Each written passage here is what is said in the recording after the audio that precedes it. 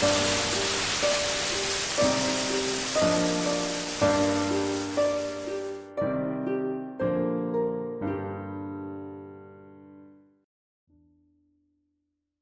was just a kid. I didn't know any better. Even if I could go back, what could I have done differently? Could I have changed what happened? Could I have done anything at all? Probably not. Even so, I can't seem to help but dwell on the details. Some nights it keeps me from sleeping. I can only hope that sharing my tale will help ease this burden. I don't remember much of my childhood before my mother passed away. I was told she was struck by a car on her way to work. I was only 4 years old. Still, I know that I loved her. Part of me still does. It's a strange, lingering feeling that doesn't go away. As much as I loved her, I feel that my father loved her even more. I say this because my mother's death took an immense toll on him. Up until I was about 10 years old, he would have a nervous breakdown, tears and all, at least once a month. He never told me why, but I know it was because of her. Things changed a bit my 10th year. We moved out of that house, the one that reminded us of her. My dad pulled me out of the school system, and we moved into a cabin out in the middle of nowhere. It may seem a bit drastic, but it was clear that my father needed a change. He wasn't doing so well. Because of this, I didn't question his actions. From that point on, we lived a simple life. My dad took odd jobs here and there, and seeing as we lived up north, selling firewood was sufficient enough to supplement the rest of our income. That was my job. I would go out each morning with my dad's old axe and chop up some logs for our eager customers. It wasn't much of a life, but it was good enough. Comfortable with our new living situation, I was taken completely off guard one night when I heard the sound of crying coming from my father's room. We had been doing so well, so why was he still in such dire straits? Before I could analyze the situation any further, I heard my dad get up and slam the door on his way out of the cabin. I was compelled to follow him. Peeking out of the cabin's entrance, I saw my dad storm off into the woods, bringing with him an acoustic guitar. I'd seen the guitar before, and I knew my daddy used to play, but I'd never seen him handle the thing. I figured that those years were behind him. Curious as to what he was up to, I followed him into the forest.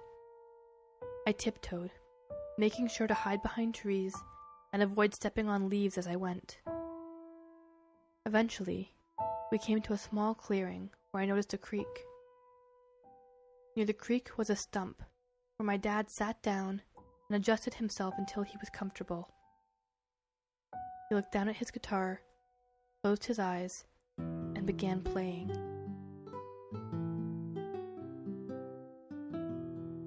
I stood in awe of what I was hearing. A haunting melodic mixture of my dad's voice and the rustling of the trees in the wind filled the forest. I knew he played, but I never knew he could sing. It was amazing, for lack of a better word. This went on as often as my dad had breakdowns in our previous house. Each night it happened, I would follow my dad out to the woods and listen to the beautiful song he'd seemingly written. I didn't really know what it all meant, but I could tell, even at age 10, that it stemmed from a place of great pain. I could tell that the somber, heartfelt tune was about losing a loved one. Whenever I tried to picture my mother, the image was always blurry and out of focus, almost as if what little memory I had left of her was slipping away.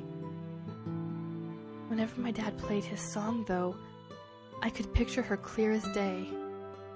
It was the oddest thing. This brought me comfort and ultimately helped me come to terms with her death. I had hoped at the time that it was doing the same for him. Being 10 years old, though, It was hard to tell what was going through an adult's mind. Many months passed. The routine was nice for a while. But one night, everything changed. I heard the usual swing of the cabin door, followed by a swift crack against the door frame.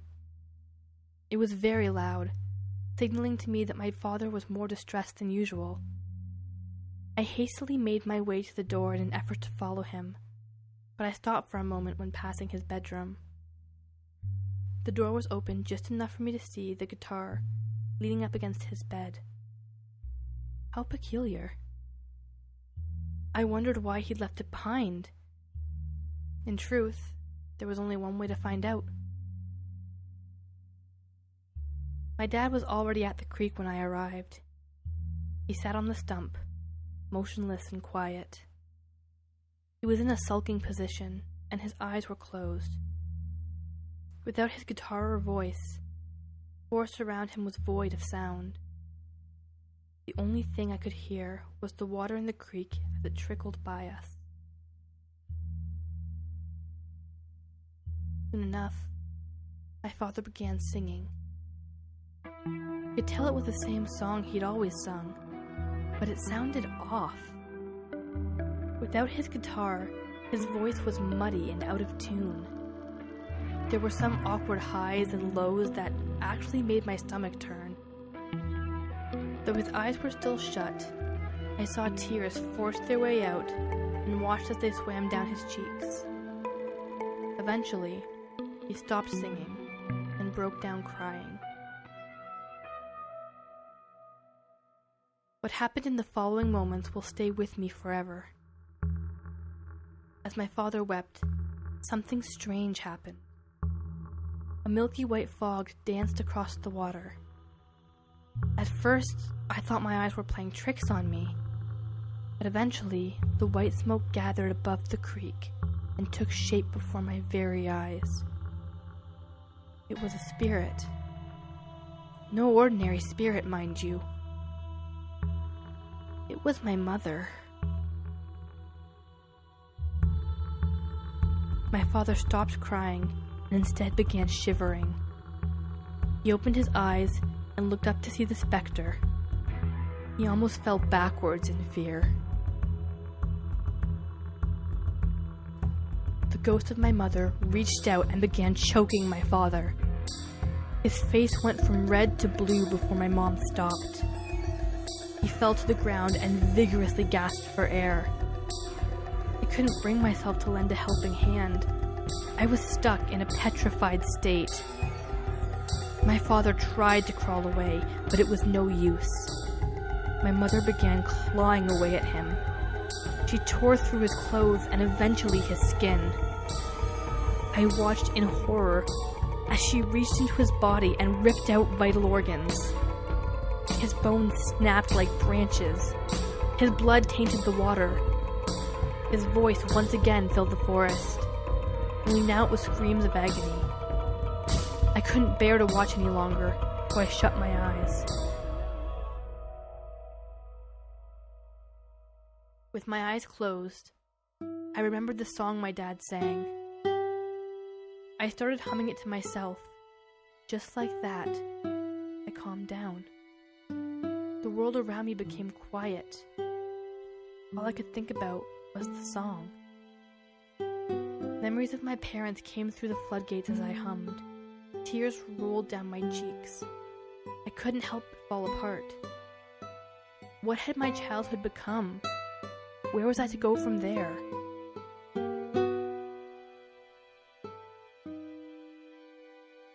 Eventually, I stopped humming and opened my eyes. The apparition of my mother was gone. My dad's open corpse lay on the stump where he used to sing. As the scene before me sunk in, so did my heart. It crawled into the pit of my stomach and made a nest. It would stay there for many years to come. I don't really remember running back to the cabin, nor do I recall calling the local authorities. What I do remember is the look on their faces when they took me back out there and saw what I had seen. The sight of my father's body was a grisly one, that's for sure. It was unlike anything the town had ever seen. Still, it was taken care of in a swift and respectful fashion. In the coming months, the investigation came to an end. Cause of death was never determined, but that doesn't mean there were no answers found. My mother's body was discovered buried beneath the creek. My father's axe was determined to be the murder weapon. One of the theories floating around town is that my dad was the jealous type. They think he convinced himself my mom was having an affair, and then lost his marbles. Feeling guilty, he moved us out near the dump site, just so we could be closer to her. I guess we'll never know the full story, but one thing's for certain. My mom had her revenge.